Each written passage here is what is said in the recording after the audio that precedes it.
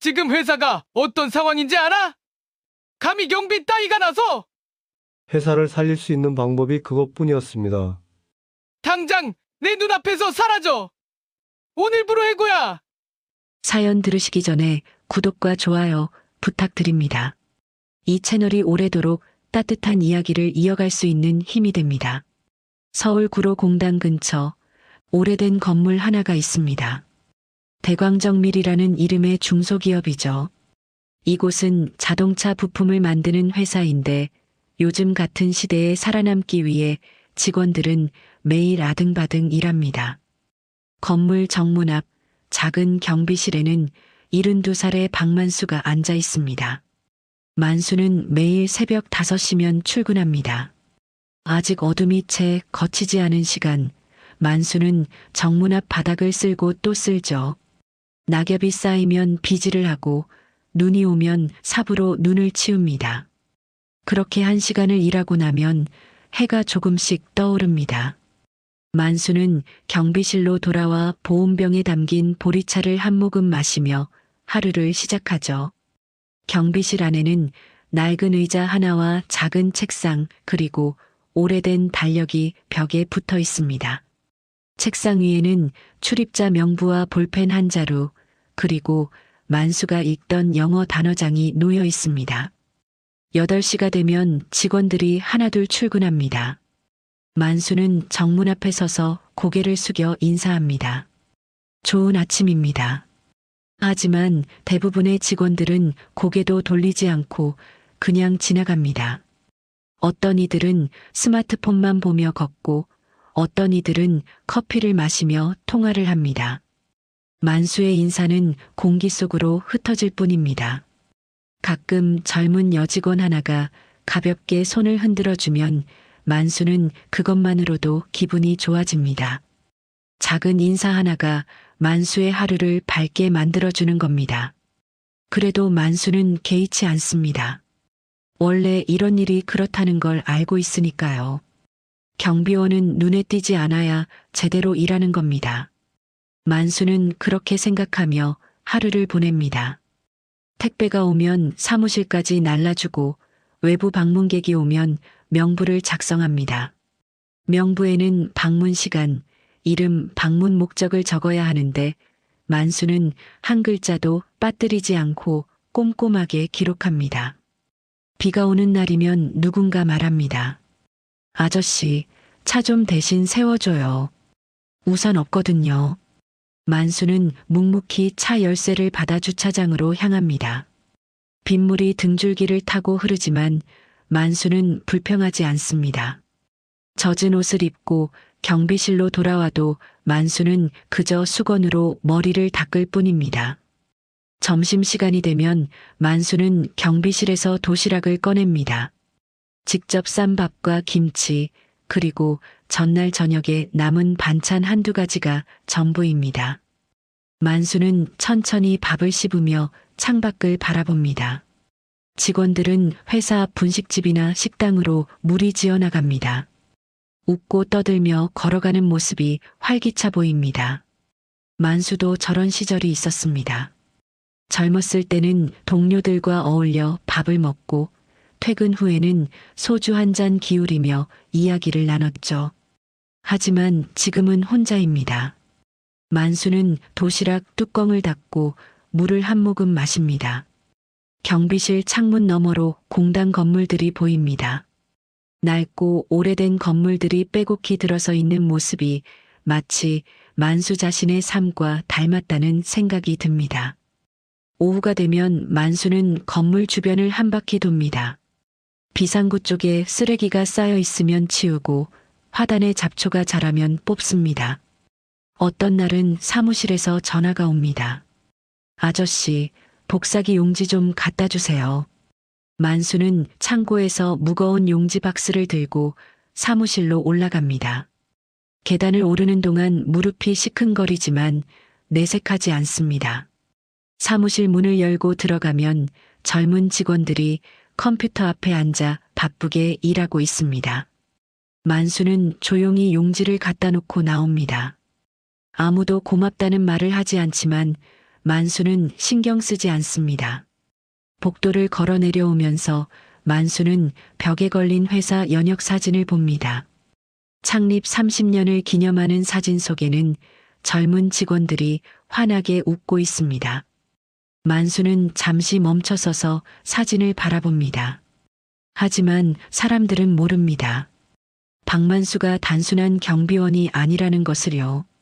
만수는 젊은 시절 자동차 부품 공장에서 30해 넘게 일했습니다.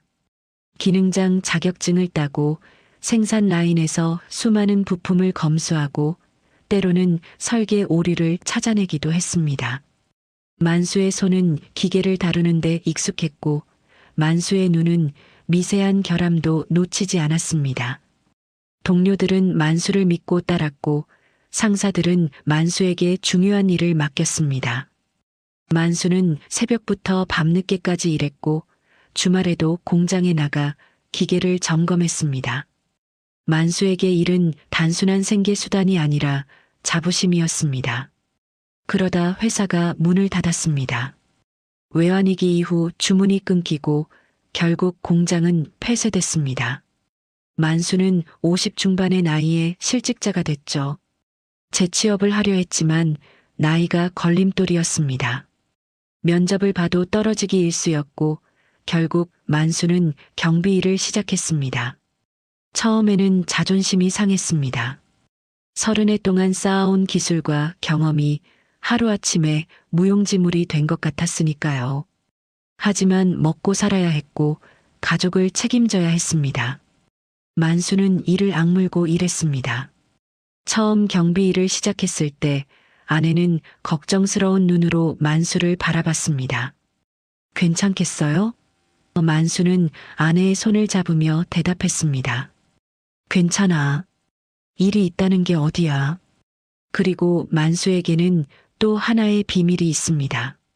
60살이 넘어서 영어를 배우기 시작했다는 것이죠. 처음에는 호기심이었습니다. 동네 복지관에서 무료 영어 강좌가 열린다기에 시간 때우려고 갔던 겁니다.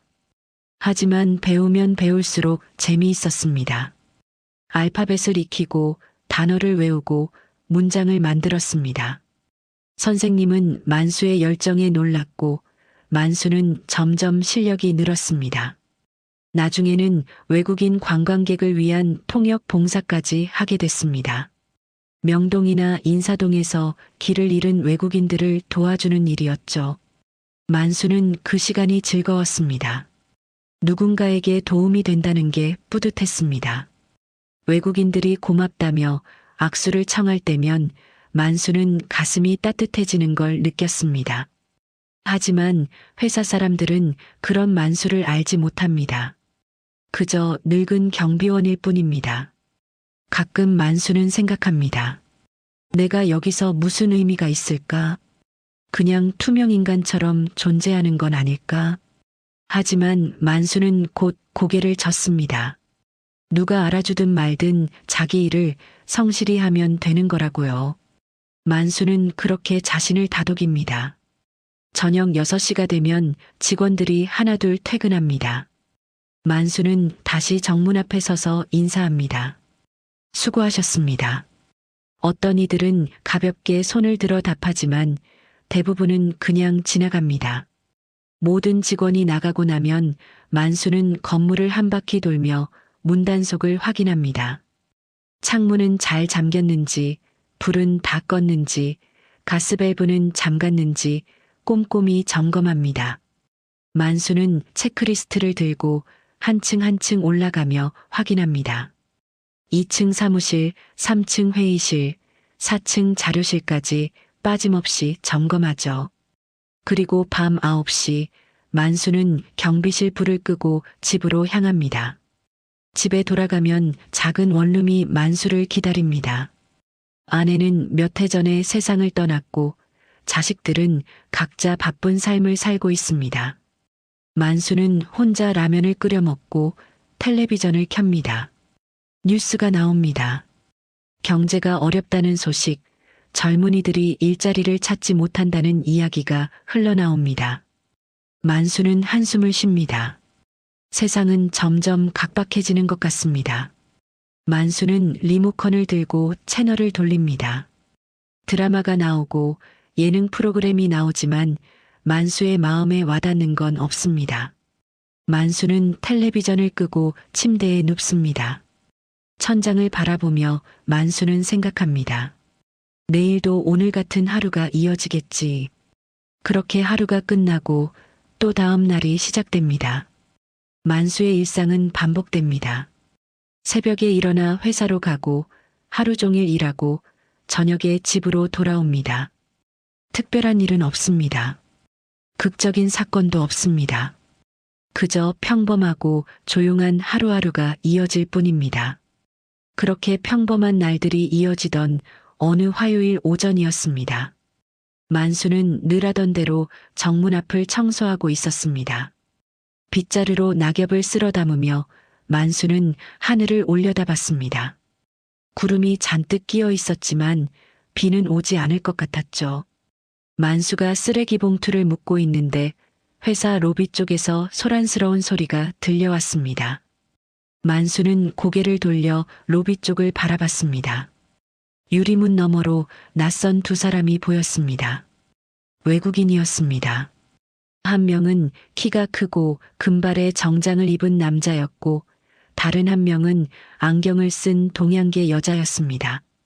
두 사람은 손에 서류 가방을 들고 있었고 표정이 좋지 않아 보였습니다.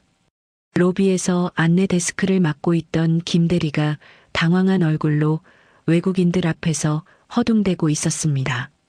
만수는 빗자루를 세워두고 로비 안으로 들어갔습니다. 김 대리는 스마트폰 번역기를 켜서 외국인들에게 보여주고 있었지만 의사소통이 제대로 되지 않는 것 같았습니다. 금발 남자는 시계를 보며 뭐라고 말했고 안경 쓴 여자는 한숨을 쉬며 고개를 저었습니다. 김 대리는 식은땀을 흘리며 사무실로 전화를 걸었습니다. 지금 외국인 바이어분들이 오셨는데 영어 가능하신 분 좀 내려와 주세요. 하지만 전화 너머에서 들리는 대답은 시원치 않았습니다. 지금 회의 중이에요. 1시간은 걸릴 것 같은데요. 김 대리는 다시 외국인들에게 돌아서서 손짓발짓으로 뭔가를 설명하려 했습니다. Wait, please. 1 hour. 하지만 금발 남자는 화가 난 듯 손을 내저었습니다. 남자는 빠른 속도로 뭔가를 말했고 안경 쓴 여자도 날카로운 목소리로 덧붙였습니다. 만수는 멀찌감치 서서 상황을 지켜봤습니다. 외국인들이 무슨 말을 하는지 만수의 귀에는 또렷하게 들렸습니다. 우리는 시간이 없습니다. 지금 당장 기술 담당자를 만나서 설계도와 샘플을 확인해야 합니다. 일정이 이미 늦어지고 있어요. 이러면 계약 검토를 다시 해야 할 수도 있습니다. 만수는 가슴이 철렁했습니다. 저 사람들은 단순한 방문객이 아니었습니다. 회사의 중요한 계약을 논의하러 온 바이어들이었던 겁니다. 그런데 제대로 된 응대도 받지 못하고 있는 상황이었죠. 만수는 잠시 망설였습니다. 자신이 나서야 할까? 하지만 만수는 그저 경비원일 뿐이었습니다. 함부로 나섰다가는 오히려 문제가 될 수도 있었습니다. 그때였습니다. 금발 남자가 들고 있던 서류 뭉치에서 종이 한 장이 바닥으로 떨어졌습니다. 남자는 짜증스러운 표정으로 서류를 집어들려 했지만 여러 장이 흩어지며 바닥에 널브러졌습니다. 김 대리가 황급히 다가가 서류를 주우려 했지만 외국어로 빼곡히 적힌 문서를 보고는 어쩔 줄 몰라 했습니다. 만수도 자연스럽게 다가가 바닥에 떨어진 서류를 집어들었습니다. 만수의 눈에 서류 제목이 들어왔습니다. 기술 신뢰성 평가 보고서라는 제목 아래 복잡한 도표와 수치들이 적혀 있었습니다. 만수는 서류를 훑어보다가 한 군데에서 눈을 멈췄습니다. 부록 항목이 빠져 있었던 겁니다. 보고서 본문에는 부록을 참조하라는 내용이 있었지만 정작 부록 페이지는 첨부되어 있지 않았습니다. 만수는 서류를 들고 천천히 외국인들에게 다가갔습니다. 만수는 조심스럽게 입을 열었습니다. 실례지만 이 부분에 부록이 빠진 것 같습니다. 확인해 보시겠습니까? 만수의 영어는 또박또박했고 발음도 정확했습니다. 금발 남자와 안경 쓴 여자는 동시에 만수를 돌아봤습니다. 두 사람의 눈이 휘둥그레졌습니다. 김대리도 놀란 표정으로 만수를 바라봤습니다. 금발 남자가 만수에게 물었습니다. 당신이 이 문서를 읽을 수 있다는 겁니까? 만수는 고개를 끄덕였습니다. 네, 읽을 수 있습니다. 예전에 관련 업무를 했습니다. 안경 쓴 여자가 서류를 받아 확인했습니다. 여자는 동료를 돌아보며 뭔가를 속삭였고 금발 남자는 만수를 다시 한번 위아래로 훑어봤습니다. 만수의 낡은 경비복과 나이든 얼굴이 남자의 시선에 들어왔지만 남자는 곧 진지한 표정을 지었습니다. 그렇다면 우리를 도와줄 수 있겠습니까? 우리는 지금 이 회사의 부품 샘플과 기술 사양을 확인해야 합니다. 만수는 잠시 망설였습니다. 자신이 이 일에 개입해도 되는 걸까? 하지만 외국인들의 절박한 표정을 보니 그냥 지나칠 수가 없었습니다. 만수는 김대리를 돌아봤습니다. 제가 잠깐 안내를 도와드려도 될까요? 김대리는 난처한 표정을 지었지만 달리 방법이 없었습니다. 네, 부탁드립니다. 만수는 외국인들을 2층 회의실로 안내했습니다. 회의실로 가는 복도를 걸으며 금발 남자가 물었습니다. 당신은 이 회사에서 무슨 일을 합니까? 만수는 담담하게 대답했습니다. 경비원입니다. 두 외국인은 서로를 바라보며 놀란 표정을 지었습니다. 하지만 더 이상 묻지는 않았습니다. 회의실에 도착하자 만수는 외국인들에게 자리를 권했습니다. 그리고 사무실에 전화를 걸어 샘플과 설계 자료를 가져오게 했습니다.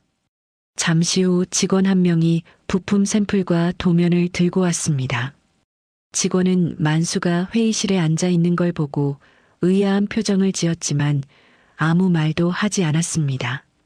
만수는 샘플을 살펴보며 외국인들에게 설명하기 시작했습니다. 부품의 재질, 가공 방식, 내구성 테스트 결과까지 하나하나 짚어가며 이야기했습니다. 만수의 설명은 명확했고 구체적이었습니다. 30회 넘게 현장에서 쌓아온 경험이 만수의 입을 통해 흘러나왔습니다. 금발 남자는 고개를 끄덕이며 메모를 했고 안경 쓴 여자는 질문을 던졌습니다. 만수는 질문에 막힘없이 답했습니다. 이 부품의 열 변형 개수는 어느 정도입니까? 섭씨 100도에서 약 0.003 정도입니다. 일반적인 사용 환경에서는 문제가 없습니다. 내구성 테스트는 어떤 기준으로 진행했습니까? 국제표준 규격에 따라 10만 회 반복 시험을 거쳤습니다. 합격률은 98% 이상입니다. 외국인들은 점점 더 만수의 설명에 빠져들었습니다. 시간 가는 줄 모르고 대화가 이어졌습니다. 만수는 오랜만에 자신의 지식을 펼칠 수 있다는 사실에 가슴이 뛰었습니다. 이런 느낌은 정말 오랜만이었습니다. 그때였습니다. 회의실 문이 벌컥 열리더니 사장이 급하게 들어왔습니다. 사장은 헐떡이며 외국인들에게 인사했고 그러다가 만수를 발견했습니다. 사장의 얼굴이 굳어졌습니다. 박만수 씨, 여기서 뭐 하는 겁니까? 사장의 목소리에는 날이 서 있었습니다. 만수는 자리에서 일어나 고개를 숙였습니다. 죄송합니다. 바이어분들이 기다리고 계셔서 임시로 안내를 도와드렸습니다. 사장은 만수의 팔을 붙잡으며 회의실 밖으로 끌어냈습니다. 당신은 경비원이에요. 함부로 나서면 어떡합니까? 만수는 아무 말도 하지 못했습니다. 금발 남자가 일어서며 사장에게 말했습니다. 잠깐만요. 이분은 우리에게 큰 도움을 주셨습니다. 아주 훌륭한 설명이었어요. 하지만 사장은 억지로 웃으며 대답했습니다. 제가 직접 설명드리겠습니다. 이 사람은 그냥 경비원일 뿐입니다. 사장은 만수를 회의실 밖으로 밀어냈고 문을 닫았습니다. 복도에 홀로 남겨진 만수는 고개를 떨어뜨렸습니다. 만수는 복도에 서서 한동안 움직이지 못했습니다. 회의실 안에서는 사장의 목소리가 들려왔습니다. 외국인들에게 뭔가를 설명하는 소리였지만 자신감이 없어 보였습니다. 만수는 천천히 계단을 내려와 경비실로 돌아왔습니다. 경비실 의자에 앉아 만수는 깊은 한숨을 쉬었습니다. 가슴이 답답했습니다. 자신이 잘못한 걸까? 나서지 말았어야 했을까?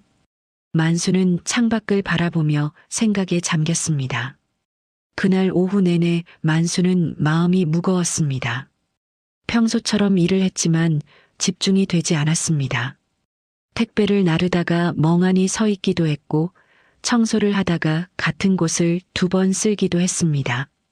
직원들이 퇴근할 시간이 되자 만수는 정문 앞에 섰습니다. 수고하셨습니다. 인사를 건넸지만 목소리에 힘이 없었습니다. 저녁 무렵 사장이 정문으로 나왔습니다. 사장은 만수를 보더니 차갑게 말했습니다. 박만수 씨, 내일 아침 출근하면 사무실로 올라오세요. 만수는 고개를 숙였습니다. 알겠습니다. 사장은 더 이상 아무 말 없이 주차장으로 걸어갔습니다. 만수는 사장의 뒷모습을 바라보며 불안한 마음을 감출 수 없었습니다. 그날 밤 만수는 집에 돌아가서도 잠을 이룰 수가 없었습니다. 침대에 누워 천장을 바라보며 온갖 생각이 머릿속을 스쳐 지나갔습니다. 해고당하는 건 아닐까? 이 나이에 다시 일자리를 찾아야 하는 건 아닐까? 만수는 이불을 뒤집어 쓰고 눈을 감았지만 잠은 오지 않았습니다. 다음 날 아침 만수는 평소보다 일찍 출근했습니다. 새벽 4시 반에 일어나 씻고 회사로 향했습니다. 어둠 속에서 만수는 천천히 걸었습니다.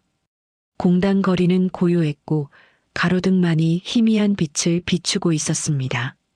회사에 도착해 정문을 열고 들어가자 익숙한 경비실이 만수를 맞이했습니다. 만수는 경비복으로 갈아입고 평소처럼 청소를 시작했습니다. 하지만 빗자루를 잡은 손에 힘이 들어가지 않았습니다. 8시가 되자 직원들이 출근하기 시작했습니다. 만수는 인사를 건넸지만 마음 한편으로는 사장실에 올라가야 한다는 생각에 발걸음이 무거웠습니다. 9시가 되자 만수는 경비복을 벗고 평상복을 입었습니다. 거울을 보며 옷매무새를 다듬었습니다. 그리고 천천히 계단을 올라 2층 사무실로 향했습니다. 사무실 문을 열고 들어가자 직원들의 시선이 만수에게 쏠렸습니다. 만수는 고개를 숙이며 사장실 쪽으로 걸어갔습니다. 사장실 문을 두드리자 안에서 들어오라는 소리가 들렸습니다. 만수는 문을 열고 들어갔습니다. 사장은 책상 뒤에 앉아 만수를 바라봤습니다. 표정이 좋지 않았습니다. 앉으세요. 사장이 말했습니다. 만수는 책상 앞 의자에 앉았습니다. 사장은 팔짱을 끼고 만수를 바라보다가 입을 열었습니다. 박만수 씨, 어제 무슨 일이 있었는지 아시죠? 만수는 고개를 끄덕였습니다. 죄송합니다. 제가 너무 나섰습니다. 사장은 책상을 손가락으로 톡톡 두드렸습니다. 당신은 경비원입니다. 회사의 중요한 미팅에 함부로 끼어들면 안 돼요. 바이어들 앞에서 회사 이미지가 어떻게 보이겠습니까? 경비원이 나서서 설명을 한다니 말이 됩니까? 만수는 아무 대꾸도 하지 못했습니다. 사장의 말이 일리가 있었으니까요. 앞으로 다시는 이런 월권행위를 하지 마세요. 또 그러면 계약을 종료할 수밖에 없습니다. 알겠습니까? 사장의 목소리는 단호했습니다. 만수는 고개를 숙였습니다. 알겠습니다. 정말 죄송합니다. 사장은 손을 내저으며 말했습니다. 나가보세요. 만수는 자리에서 일어나 사장실을 나왔습니다. 사무실을 지나 계단을 내려오는 동안 만수의 어깨는 축 처져 있었습니다. 경비실로 돌아와 의자에 앉은 만수는 한참 동안 멍하니 앞만 바라봤습니다. 가슴속 어딘가가 아팠습니다. 자신이 도움이 되고 싶었을 뿐인데 오히려 문제만 일으킨 것 같았습니다. 점심시간이 되었지만 만수는 밥맛이 없었습니다. 도시락을 열었지만 젓가락을 들 기운이 나지 않았습니다. 만수는 도시락을 덮고 물만 한 모금 마셨습니다. 창밖으로 직원들이 점심을 먹으러 나가는 모습이 보였습니다. 모두들 웃으며 이야기를 나누고 있었습니다. 만수는 그 모습을 바라보다가 고개를 돌렸습니다. 오후가 되자 사무실 직원들 사이에서 소문이 퍼지기 시작했습니다. 경비 아저씨가 어제 외국인들 앞에서 나섰다가 사장님한테 혼났대. 그러게 자기가 뭔데 나서? 경비원이 회의에 끼어들다니 웃기지 않아? 복도를 지나가던 만수의 귀에 그런 이야기들이 들려왔습니다. 만수는 고개를 더욱 숙이고 빠르게 걸음을 옮겼습니다. 그날 저녁 만수는 평소보다 일찍 집으로 돌아갔습니다. 집에 들어와 현관문을 닫고 신발을 벗는데 갑자기 눈물이 핑 돌았습니다. 만수는 주저앉아 얼굴을 손으로 가렸습니다. 30에 넘게 기술자로 일했던 자신이 지금은 이렇게 초라한 존재가 되어 있다는 게 슬펐습니다. 누군가에게 도움이 되고 싶었을 뿐인데 오히려 민폐만 끼친 것 같았습니다. 하지만 만수는 오래 주저앉아 있지 않았습니다. 일어서서 얼굴을 씻고 저녁을 준비했습니다. 라면을 끓이고 김치를 꺼냈습니다.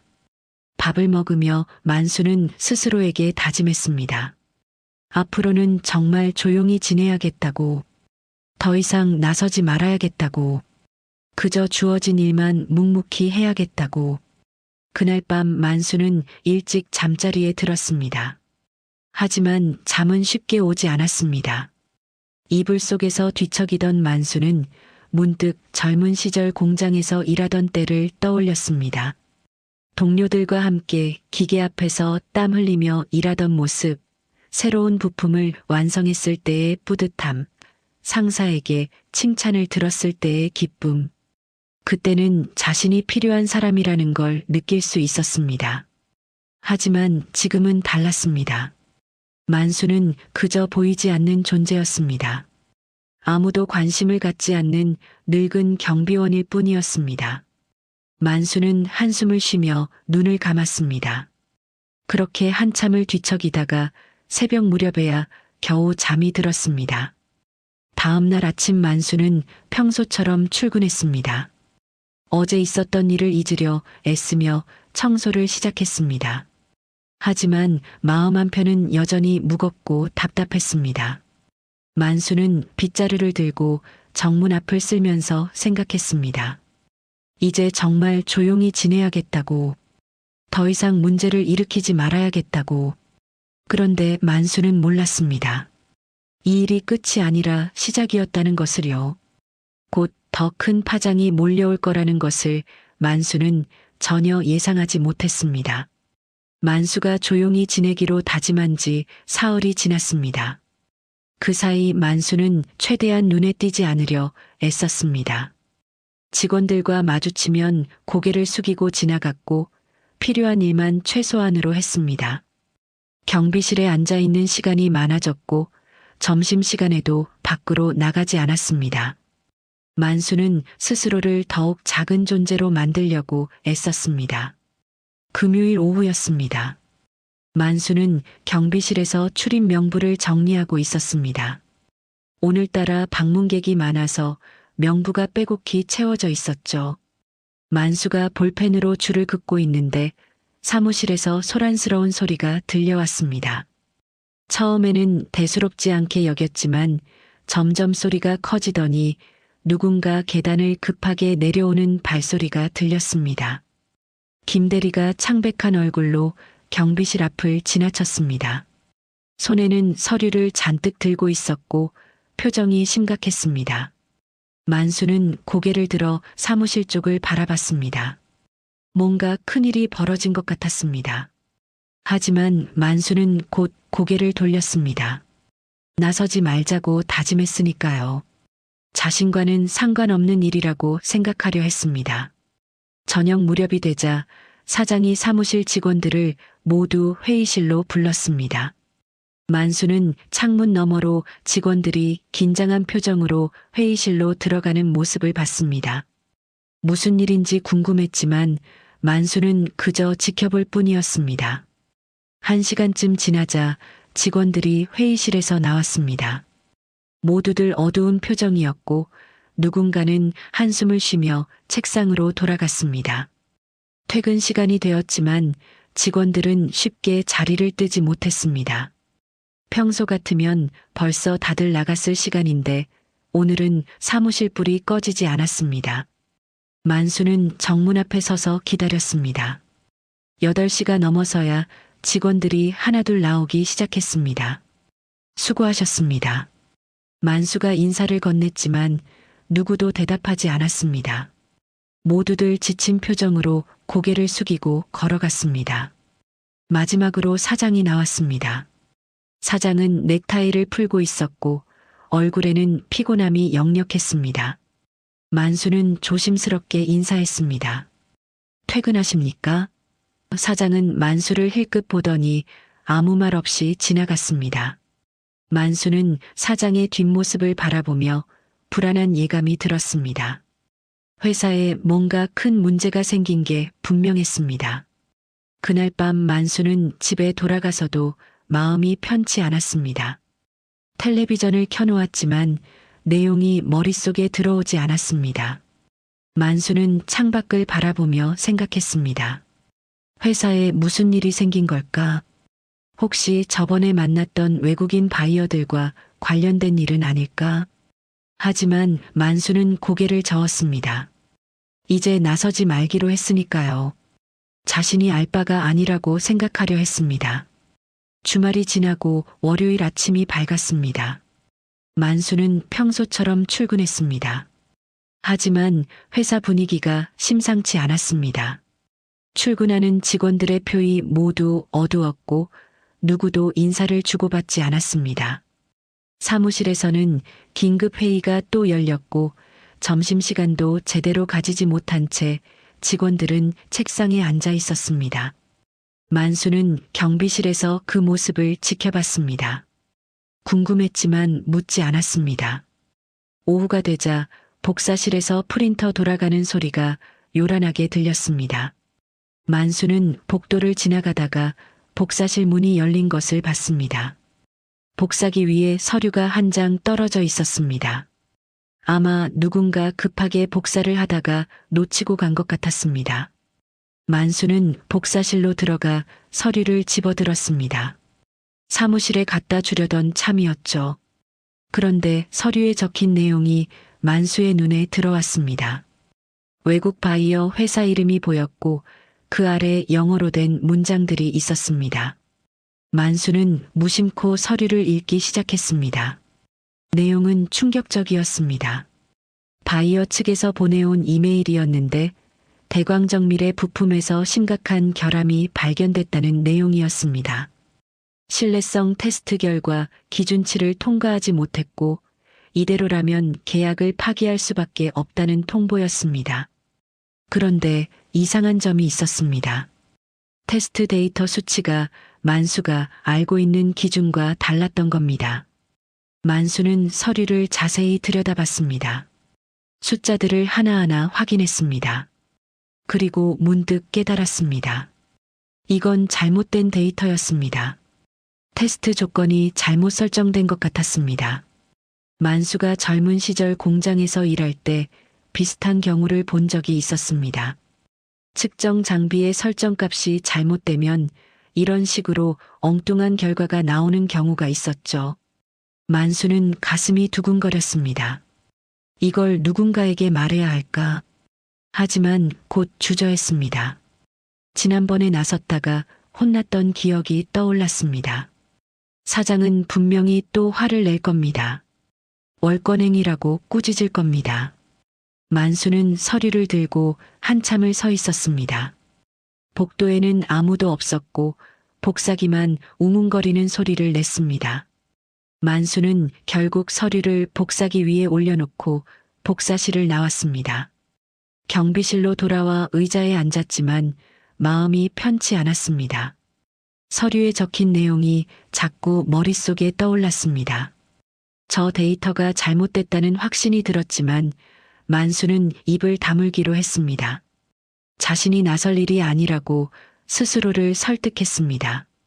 하지만 오후 내내 만수는 불안했습니다. 창밖을 보다가도 서류 생각이 났고 청소를 하다가도 숫자들이 떠올랐습니다. 만수는 괴로웠습니다.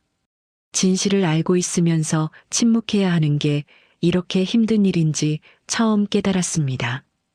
저녁 6시가 되자 사장이 사무실 직원들을 다시 불렀습니다.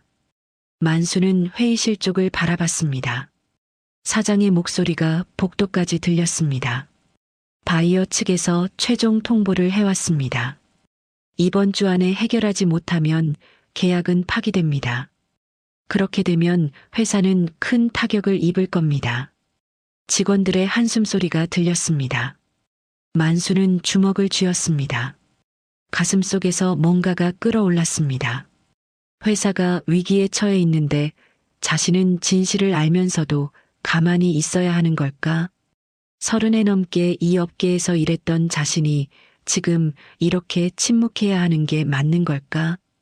그날 저녁 만수는 회사를 나서며 무거운 발걸음을 옮겼습니다. 집으로 가는 길에 만수는 계속 생각했습니다. 내가 할 수 있는 일이 있을까? 아니면 그냥 모른 척하고 지나가야 할까? 만수는 갈림길에 서 있었습니다. 선택을 해야 하는 순간이 다가오고 있었습니다. 다음 날 아침 만수는 평소보다 일찍 눈을 떴습니다. 밤새 뒤척이다가 제대로 잠을 이루지 못했던 겁니다. 어젯밤 내내 복사실에서 본 서류 내용이 머릿속을 떠나지 않았습니다. 만수는 침대에서 일어나 세수를 하고 거울을 바라봤습니다. 거울 속 자신의 얼굴은 피곤해 보였지만 눈빛만은 또렷했습니다. 회사에 도착한 만수는 경비복으로 갈아입고 평소처럼 청소를 시작했습니다. 하지만 빗자루를 잡은 손에 힘이 들어가지 않았습니다. 마음속으로는 계속 고민이 이어졌습니다. 정말 아무것도 하지 말아야 할까? 회사가 어려움에 처해 있는데 자신이 아는 정보를 그냥 묻어둬야 하는 걸까? 8시가 되자 직원들이 출근하기 시작했습니다. 평소보다 표정들이 더 어두웠고 누구도 대화를 나누지 않았습니다. 모두들 무거운 공기 속에서 각자의 자리로 향했습니다. 만수는 정문 앞에 서서 그 모습을 지켜봤습니다. 가슴이 답답했습니다. 9시가 되자 또다시 긴급회의가 소집됐습니다. 사장과 팀장들이 회의실로 들어갔고 문이 닫혔습니다. 만수는 경비실로 돌아와 앉았지만 마음은 회의실에 가 있었습니다. 시간이 흐르고 10시가 넘어서자 회의실 문이 열렸습니다. 사장이 먼저 나왔고 얼굴이 불그락푸르락했습니다. 도대체 누구 책임입니까? 이 상황을 어떻게 해결할 겁니까? 사장의 목소리가 복도에 울려 퍼졌습니다.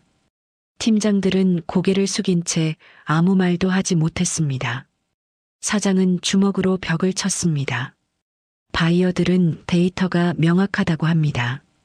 우리 부품에 문제가 있다는 겁니다. 변명의 여지가 없어요. 만수는 경비실에서 그 광경을 지켜봤습니다. 가슴이 철렁했습니다. 사장은 바이어들의 데이터를 믿고 있었습니다. 하지만 만수는 알고 있었습니다. 그 데이터가 잘못됐다는 것을요. 테스트 조건이 잘못 설정됐다는 것을요. 만수는 주먹을 쥐었습니다. 말해야 할까? 아니면 계속 침묵해야 할까? 점심시간이 되었지만 아무도 밖으로 나가지 않았습니다. 직원들은 책상에 앉아 각자 일을 하거나 멍하니 화면만 바라봤습니다. 만수도 도시락을 열었지만 밥을 먹을 수가 없었습니다. 목구멍으로 밥이 넘어가지 않았습니다. 만수는 물만 마시고 도시락을 덮었습니다. 오후 2시쯤 되었을 때였습니다. 사장이 정문으로 나왔습니다. 손에는 서류 가방을 들고 있었고 표정이 단단히 굳어 있었습니다. 만수가 다가가 물었습니다. 외출하십니까? 사장은 고개도 돌리지 않고 대답했습니다. 바이어 본사에 직접 가봐야겠어요. 이대로는 안 되니까. 만수는 사장을 바라봤습니다. 사장의 뒷모습에서 절박함이 느껴졌습니다. 만수는 입을 열려다가 다시 닫았습니다. 지금 말을 해봤자 사장은 들으려 하지 않을 겁니다. 경비원의 말 따위는 믿지 않을 겁니다. 만수는 그저 사장이 차를 타고 떠나는 모습을 지켜볼 뿐이었습니다. 사장이 떠나고 나자 회사는 더욱 침울한 분위기에 빠졌습니다. 직원들은 수군거리기 시작했습니다. 이번에 계약이 파기되면 회사 망하는 거 아니야? 정리해고 나올 수도 있대. 진작에 이직할 걸 그랬나 봐. 불안한 이야기들이 복도와 사무실을 떠돌았습니다. 만수는 경비실에 앉아 그 소리들을 들었습니다. 가슴이 답답했습니다. 회사가 무너지면 이 사람들은 모두 일자리를 잃게 됩니다. 젊은 직원들도 가족을 책임지는 가장들도 모두 거리로 내몰리는 겁니다. 만수도 마찬가지였습니다. 이 나이에 다시 일자리를 구하기는 하늘의 별 따기였습니다. 저녁 6시가 되자 직원들이 하나둘 퇴근하기 시작했습니다.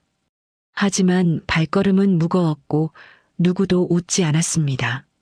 만수는 정문 앞에 서서 인사를 건넸지만 대부분 대답도 하지 않고 그냥 지나갔습니다. 모두들 지쳐 있었습니다. 밤 9시가 되어 건물에 불이 하나둘 꺼졌습니다. 만수는 마지막 문단속을 확인하고 경비실로 돌아왔습니다. 경비복을 벗고 평상복으로 갈아입으려는데 문득 발걸음이 멈췄습니다. 만수는 2층 사무실 쪽을 바라봤습니다. 거기에는 회사의 기술 자료들이 보관되어 있었습니다. 설계도면, 테스트 보고서, 부품 사양서 같은 것들이요. 만수는 잠시 망설이다가 천천히 계단을 올라갔습니다. 2층 복도는 어두웠고 비상등만 희미하게 켜져 있었습니다. 만수는 자료실 문 앞에 섰습니다. 문은 잠겨 있지 않았습니다. 만수는 문을 열고 안으로 들어갔습니다. 자료실 안에는 철제 캐비닛이 줄지어 서 있었고 그 안에는 각종 서류들이 정리되어 있었습니다.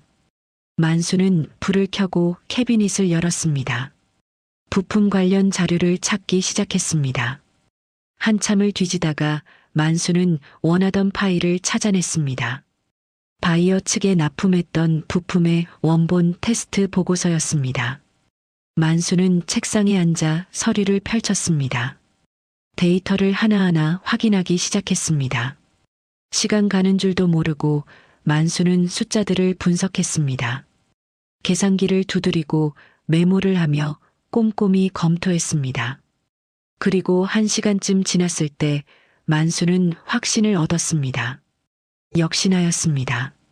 바이어 측의 테스트 데이터는 잘못됐습니다.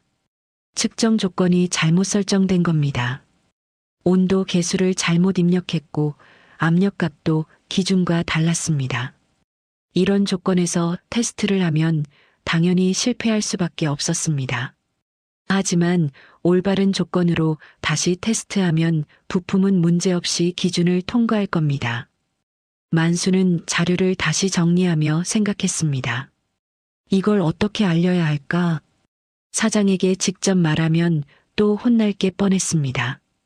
그렇다고 가만히 있으면 회사는 망하고 모두가 일자리를 잃게 됩니다. 만수는 깊은 고민에 빠졌습니다. 그때 만수의 머릿속에 한 가지 생각이 떠올랐습니다. 바이어들에게 직접 연락하는 겁니다. 사장을 통하지 않고 바이어들에게 이 사실을 알리는 거죠. 하지만 그건 엄청난 월권행위였습니다. 자칫하면 회사를 배신하는 것처럼 보일 수도 있었습니다. 만수는 주먹을 쥐었습니다. 만수는 자료실을 나와 경비실로 돌아왔습니다. 책상 서랍을 열어 명함 한 장을 꺼냈습니다. 지난번 로비에서 만났던 바이어가 건넸던 명함이었습니다. 만수는 명함을 손에 쥐고 한참을 바라봤습니다. 이 선택이 옳은 걸까? 아니면 돌이킬 수 없는 실수가 될까? 밤 11시가 넘어가고 있었습니다. 만수는 명함을 주머니에 넣고 경비실 불을 껐습니다. 집으로 가는 길 내내 만수의 마음은 무거웠습니다. 오늘 밤 잠을 이룰 수 있을지 자신이 없었습니다. 그날 밤 만수는 집에 돌아와서도 잠을 이룰 수 없었습니다. 침대에 누워 천장만 바라보다가 결국 일어나 앉았습니다. 책상 위에 놓인 명함을 집어들고 한참을 들여다봤습니다. 금발 남자의 이름과 회사 이름, 그리고 이메일 주소가 적혀 있었습니다.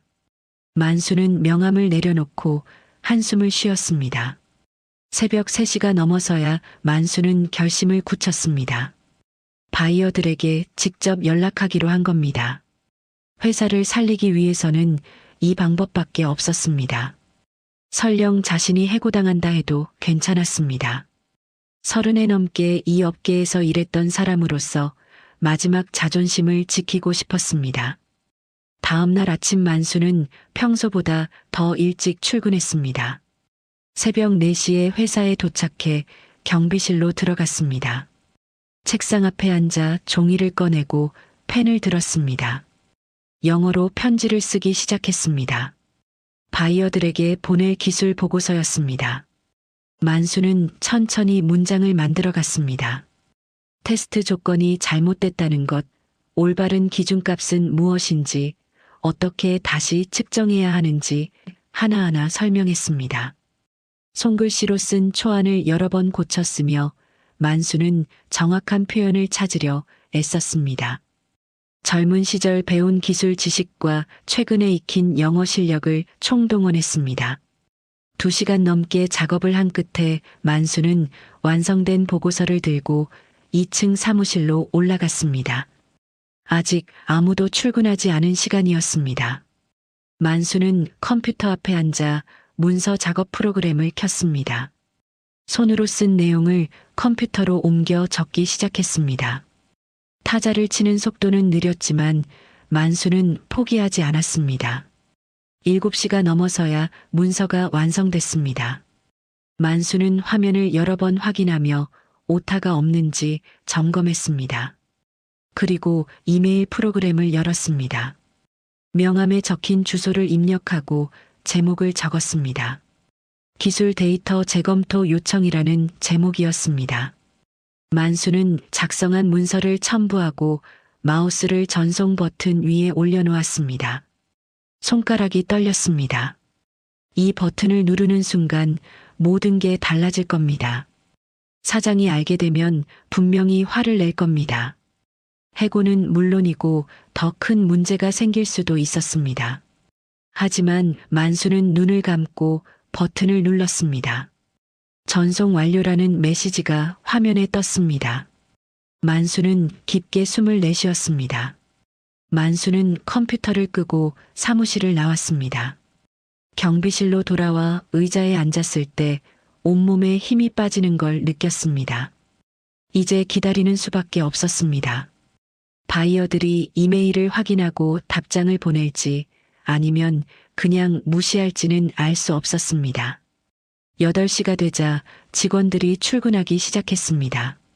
만수는 평소처럼 정문 앞에서 인사를 건넸습니다. 좋은 아침입니다.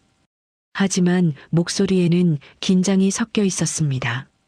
오늘 하루가 어떻게 흘러갈지 만수는 예측할 수 없었습니다. 오전 10시쯤 되었을 때 사장이 출근했습니다.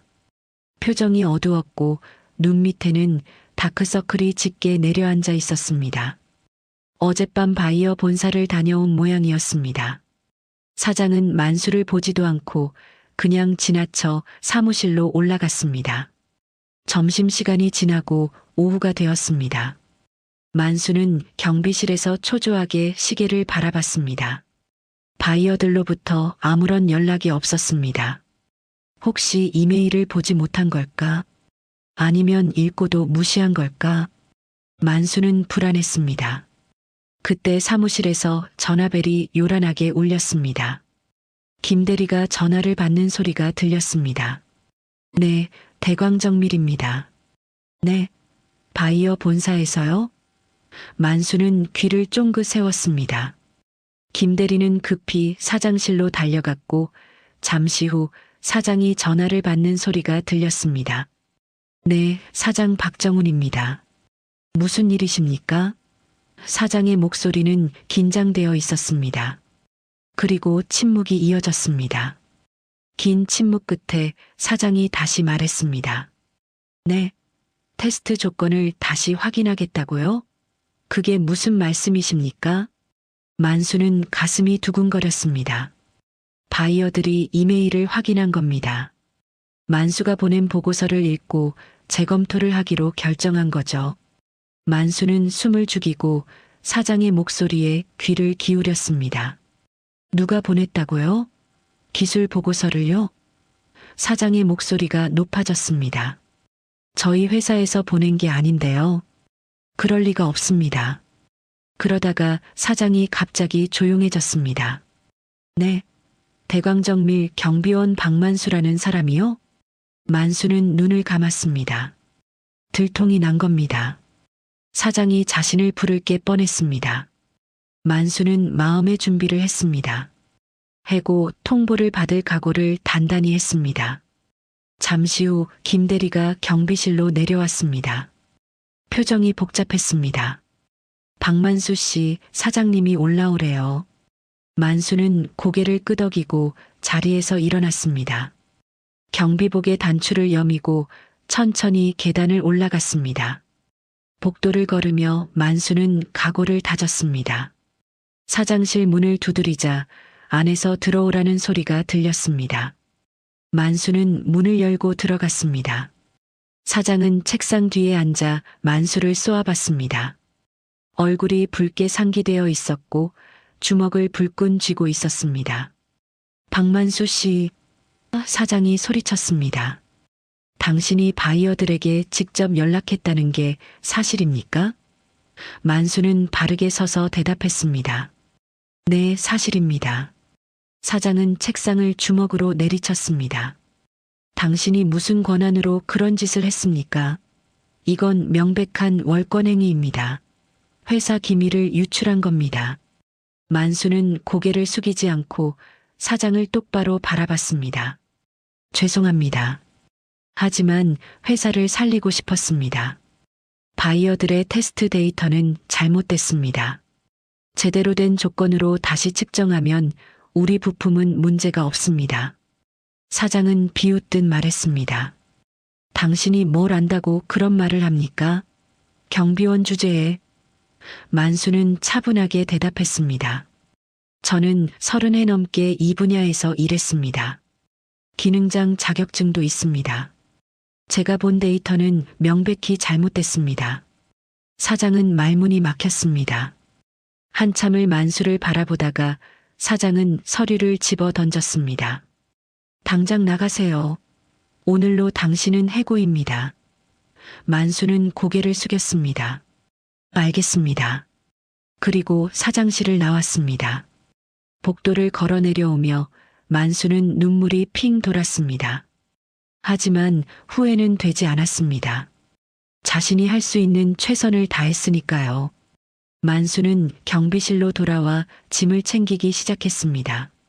만수는 경비실에서 자신의 물건들을 챙기기 시작했습니다. 보온병, 여벌옷, 책상 서랍에 넣어뒀던 영어 단어장을 꺼내 가방에 넣었습니다. 손이 떨렸지만 만수는 침착하게 움직였습니다. 이렇게 끝나는구나. 만수는 쓸쓸하게 웃었습니다.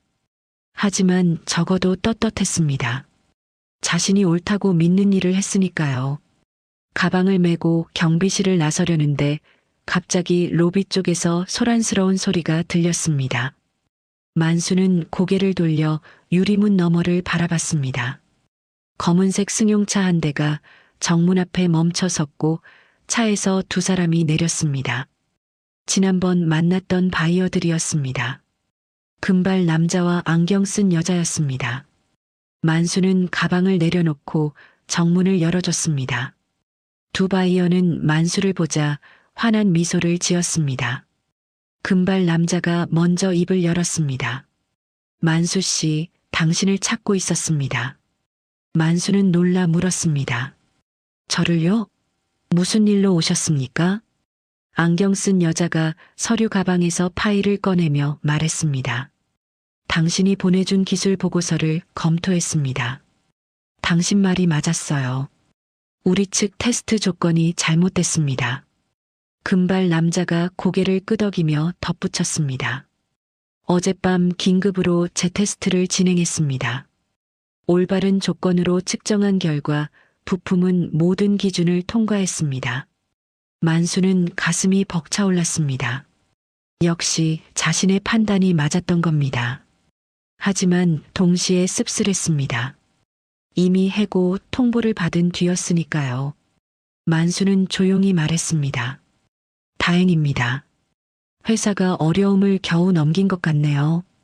그때 김 대리가 황급히 로비로 내려왔습니다. 외국인들을 보고 당황한 표정을 지었습니다. 어서 오십시오.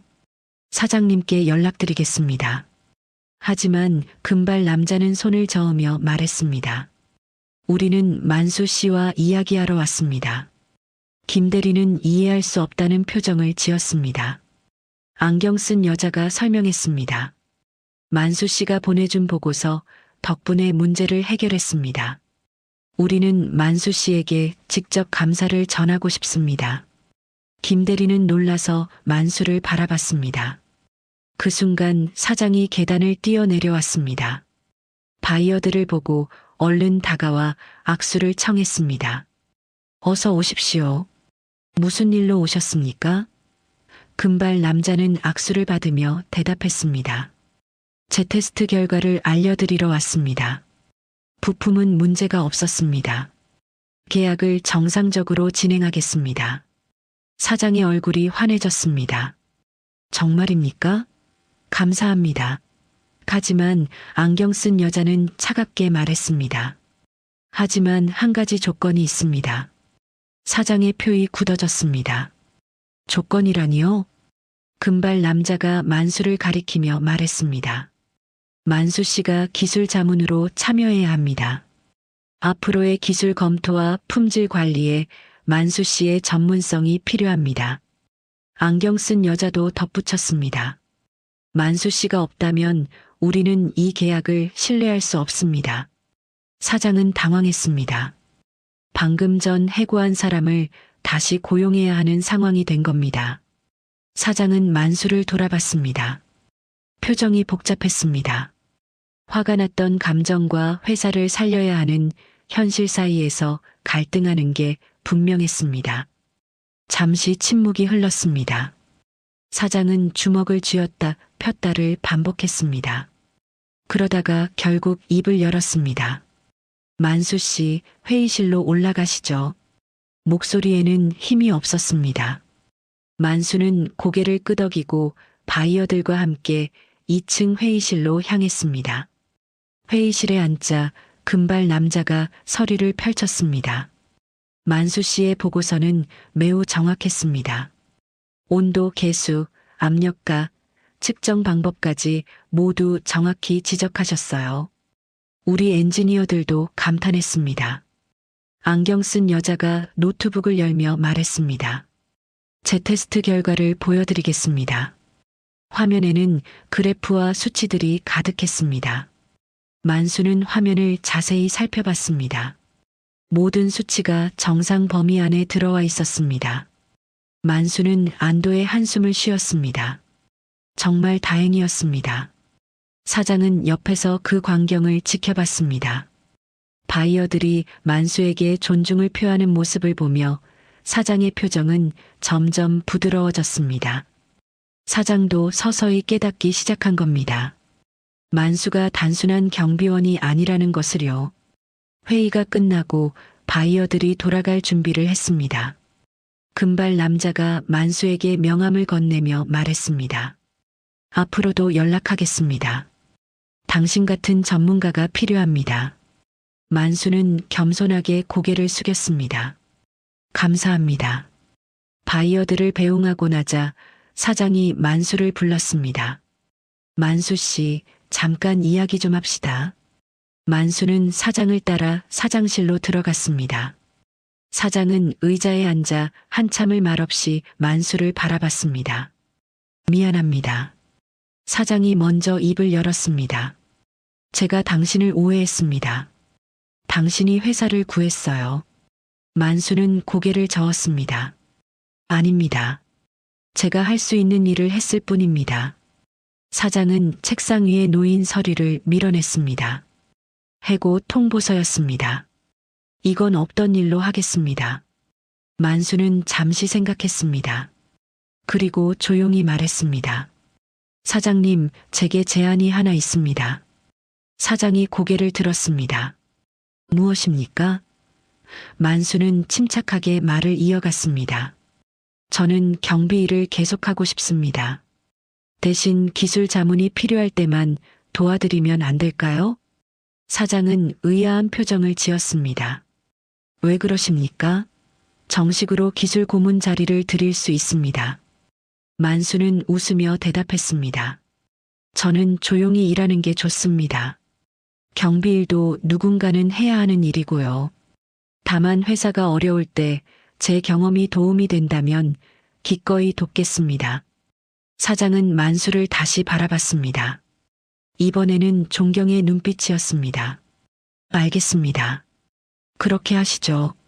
만수는 자리에서 일어나 고개를 숙였습니다. 감사합니다. 그리고 사장실을 나왔습니다. 복도를 걸어 내려오며 만수는 가슴이 후련했습니다. 회사는 살아났고 자신도 자리를 지킬 수 있게 됐습니다. 무엇보다 자신의 가치를 증명한 것 같아 뿌듯했습니다. 경비실로 돌아온 만수는 가방을 다시 제자리에 놓았습니다. 일주일이 지났습니다. 회사는 다시 활기를 되찾았습니다. 바이어와의 계약이 정상적으로 진행되면서 직원들의 얼굴에도 웃음이 돌아왔습니다. 사무실에서는 다시 웃음소리가 들렸고 복도에는 경쾌한 발걸음이 오갔습니다. 만수는 평소처럼 경비실에서 자신의 일을 했습니다. 하지만 이제 회사 분위기가 달라졌습니다. 출근하는 직원들이 만수에게 먼저 인사를 건넸습니다. 좋은 아침입니다. 만수 선생님. 처음에는 어색했지만 이제는 자연스러웠습니다. 만수는 여전히 겸손하게 고개를 숙이며 답했습니다. 좋은 아침입니다. 어느 날 오전 김대리가 경비실로 찾아왔습니다. 손에는 따뜻한 커피 2잔을 들고 있었습니다. 만수 선생님, 커피 한잔 하시죠. 만수는 놀라 손을 내저었습니다. 아닙니다. 제가 어떻게 봤습니까? 하지만 김대리는 웃으며 커피를 내밀었습니다. 저번에 정말 감사했습니다. 선생님 덕분에 우리 모두 일자리를 지켰어요.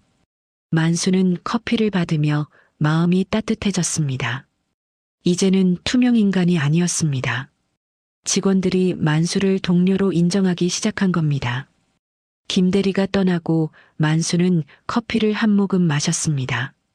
달콤하고 따뜻한 맛이 입안에 퍼졌습니다. 점심시간이 되자 젊은 직원 몇 명이 경비실로 왔습니다. 선생님, 저희랑 같이 점심 드실래요? 만수는 깜짝 놀랐습니다. 처음 있는 일이었습니다. 제가 가도 될까요? 직원들은 웃으며 고개를 끄덕였습니다. 당연하죠. 어서 가시죠. 만수는 도시락 대신 직원들과 함께 회사 앞 식당으로 갔습니다. 식당 테이블에 둘러앉아 밥을 먹으며 직원들은 만수에게 이것저것 물어봤습니다. 선생님은 어떻게 영어를 배우셨어요? 예전에는 어떤 일을 하셨어요? 만수는 천천히 자신의 이야기를 들려줬습니다. 젊은 시절 공장에서 일했던 이야기, 늦은 나이에 영어를 배운 이야기를요. 직원들은 진지하게 만수의 이야기를 들었습니다. 대단하세요. 저는 젊을 때도 영어 공부하기 싫었는데, 한 직원이 말했습니다. 만수는 웃으며 대답했습니다. 나이는 핑계일 뿐입니다. 배우고 싶으면 언제든 배울 수 있어요. 식사 시간 내내 테이블에는 웃음이 끊이지 않았습니다. 오후가 되자 사장실에서 전화가 왔습니다. 사장이 만수를 찾는다는 연락이었습니다. 만수는 2층으로 올라가 사장실 문을 두드렸습니다. 들어오세요. 만수가 들어가자 사장이 자리에서 일어나 악수를 청했습니다. 앉으시죠. 사장은 책상 위에 놓인 서류를 만수에게 건넸습니다. 새로운 계약서입니다. 확인해 보세요. 만수는 서류를 받아들었습니다. 기술 자문 경비원이라는 직함이 적혀 있었고 급여도 인상되어 있었습니다. 만수는 고개를 들어 사장을 바라봤습니다. 만수 씨에게 맞는 자리를 만들었습니다. 평소에는 경비 일을 하시되 기술적인 자문이 필요할 때 회의에 참여해 주시면 됩니다. 사장이 설명했습니다. 만수는 서류를 다시 내려다봤습니다. 가슴이 뜨거워졌습니다. 감사합니다, 사장님. 사장은 진지한 표정으로 말을 이어갔습니다. 제가 당신을 오해했던 것이 부끄럽습니다. 겉모습만 보고 사람을 판단했어요. 앞으로는 직원들 한 명 한 명을 더 소중히 여기겠습니다. 만수는 고개를 숙였습니다. 저야말로 배울 점이 많습니다. 그날 저녁 퇴근 시간이 되자 직원들이 하나둘 정문으로 나왔습니다. 만수는 평소처럼 정문 앞에 섰습니다. 수고하셨습니다. 이번에는 모든 직원이 답했습니다. 선생님도 수고하셨습니다. 어떤 직원은 악수를 청하기도 했고 어떤 직원은 가볍게 어깨를 두드리고 갔습니다. 만수는 그 모습을 보며 가슴이 벅찼습니다. 이제 자신은 더 이상 투명 인간이 아니었습니다. 회사의 일원으로 인정받았고 동료들의 존중을 받았습니다. 이 모든 게 꿈만 같았습니다. 모든 직원이 퇴근하고 건물이 조용해졌습니다. 만수는 건물을 한 바퀴 돌며 문단속을 확인했습니다. 창문을 확인하고 불을 끄며 만수는 생각했습니다. 자신의 선택이 옳았다고, 침묵하지 않고 행동한 것이 정답이었다고. 경비실로 돌아온 만수는 책상 서랍을 열었습니다. 그 안에는 바이어가 준 명함과 사장이 건넨 새 계약서가 놓여 있었습니다. 만수는 그것들을 바라보며 미소 지었습니다. 평범한 경비원이었던 자신이 이제는 회사의 중요한 일원이 된 겁니다. 만수는 경비복을 벗고 평상복으로 갈아입었습니다. 거울을 보니 여전히 72살의 늙은 얼굴이었지만 눈빛만은 달랐습니다. 자신감과 자부심이 담긴 눈빛이었습니다. 만수는 경비실 불을 끄고 밖으로 나왔습니다. 저녁 하늘에는 별이 총총히 빛나고 있었습니다. 만수는 하늘을 올려다보며 깊게 숨을 들이마셨습니다. 공기가 상쾌했습니다. 집으로 가는 길을 걸으며 만수는 혼잣말을 했습니다. 늦은 나이에도 사람은 다시 빛날 수 있구나. 다음 날부터 만수의 새로운 일상이 시작됐습니다. 아침에는 여전히 정문을 청소하고 직원들을 맞이했습니다. 하지만 이제는 기술 회의가 있을 때 회의실로 올라갔습니다. 젊은 엔지니어들과 함께 도면을 검토하고 의견을 나눴습니다. 만수의 조언은 언제나 정확했고 엔지니어들은 만수를 신뢰했습니다. 어느 날 회의실에서 신입사원이 만수에게 물었습니다. 선생님, 어떻게 이렇게 많은 걸 아세요? 만수는 웃으며 대답했습니다. 평생 배우고 익혔으니까요. 나이는 핑계가 아닙니다. 배움에는 끝이 없어요. 점심시간이면 만수는 직원들과 함께 식사를 했습니다. 이제는 혼자가 아니었습니다. 동료들과 웃고 떠들며 밥을 먹었습니다. 가끔 젊은 직원들이 인생 고민을 털어놓으면 만수는 조용히 조언을 해줬습니다. 힘들 때일수록 포기하지 마세요. 기회는 언제 올지 모르니까요. 저녁이 되어 퇴근할 때면 만수는 여전히 정문 앞에 섰습니다. 수고하셨습니다. 그리고 직원들도 답했습니다. 선생님도 수고하셨습니다. 그 짧은 인사 속에는 서로에 대한 존중과 감사가 담겨 있었습니다. 집으로 돌아가는 길에 만수는 자주 생각했습니다. 자신의 인생이 이렇게 달라질 줄은 몰랐다고. 경비원으로 조용히 살다가 끝날 줄 알았는데 다시 한번 자신의 가치를 증명할 기회를 얻었다고. 만수는 그 사실이 감사했습니다. 그날 밤 만수는 작은 원룸에 앉아 창밖을 바라봤습니다. 도시의 불빛들이 반짝이고 있었습니다. 만수는 조용히 중얼거렸습니다. 아직 늦지 않았어. 사람은 언제든 다시 시작할 수 있어. 그리고 만수는 편안한 마음으로 잠자리에 들었습니다. 내일도 회사에서 자신을 기다리고 있을 테니까요.